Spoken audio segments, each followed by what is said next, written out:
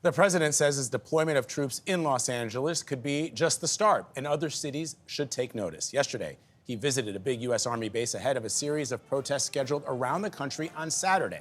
Ed O'Keefe is at the White House. Ed, good morning. Vlad, good to see you. The president continues projecting military strength both in the face of the protests in California and as he gets ready for the big parade he's wanted for years here in Washington. He's vowing protesters will be met with force. God bless the U.S. Army and God bless the USA.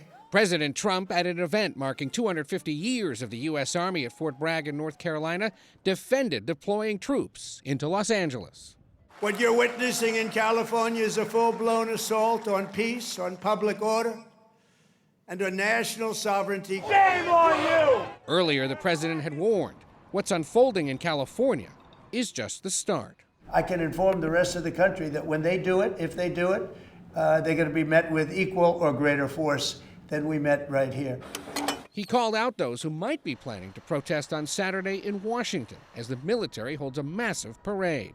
For those people that want to protest, they're going to be met with very big force. This is really authoritarian. Chuck Hagel is an Army veteran, former Republican senator, and served as one of President Obama's defense secretaries. What would be your biggest concern? When you start inflicting, using your national army against citizens who are protesting, that's the beginning of real trouble in a country. Hagel also worries about the consequences of the commander-in-chief's feud with Democratic officials. This is clearly politicizing our military.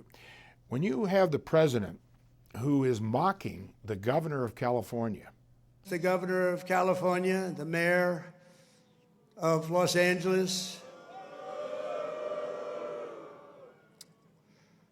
they're incompetent. And it could get deeper and could get worse. So that's what our senior officers are worried about and will continue to worry about as to how the president further intends to use the military against American citizens. Now, the president, when he was at Fort Bragg, announced that he's restoring the names of 7 Army bases that were originally named for Confederate military figures. This reverses a renaming process that was ordered by Congress and completed under President Biden. Vlad?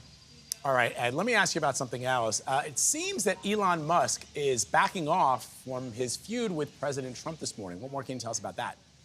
Yeah, do you remember that fight? It's like only just a few days ago, but it feels like it was months ago. Well, now, in an overnight message on his platform X, Musk said, "I regret some of my posts about President Trump last week.